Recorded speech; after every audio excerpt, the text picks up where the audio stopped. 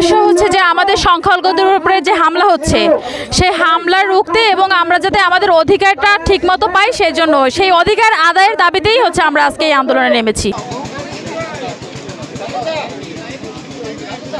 আমি দেশ ছাড়ার কোনো প্রশ্নই আসে না, শেষ বিন্দু রক্তবিন্দু পর্যন্ত আমরা এই সংগ্রাম চালিয়ে যাব।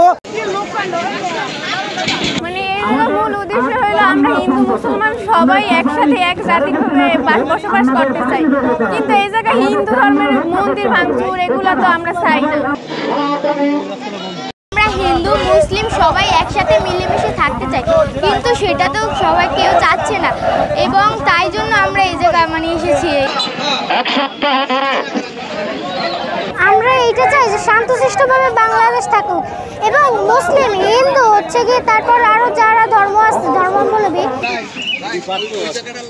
আমাদের উপরে অত্যাচার হচ্ছে, কোনো হিন্দু মা বোন ঘরে থাকতে পারতে আছে না, অনেক শিকার হতে আছে, মন্দির ভাঙতে আছে, ভাঙচুর করতে আছে, তারপর কোনো ব্যবসা প্রতিষ্ঠানে ঠিকঠাক ব্যবসা করতে পারতে আছে না, রাতে পাহারায় বসাইতে হয়েছে, কোনো থানায় পুলিশ নেই, আমরা কিভাবে থাকি? সবাই মিলে হত্যা ভাঙচুর, তারপর আমাদের বিভিন্ন মন্দিরে হামলা, তারপর মন্দিরের মূর্তি ভাঙচুর, এগুলোর বিরুদ্ধে আমাদের দাঁড়ানো। আমরা চাই না বৈষম্যের জায়গায় দাঁড়িয়ে থাকতে, আমরা চাই একটি সুন্দর বাংলাদেশ গড়তে এবং আমরা চাই আমরা বাঙালি হিসেবে বেঁচে থাকতে, আমরা অধিকার নিয়ে বেঁচে থাকতে চাই। আমরা কোনো অশ্লীল বাক্যের মধ্যে আমরা থাকতে চাই না।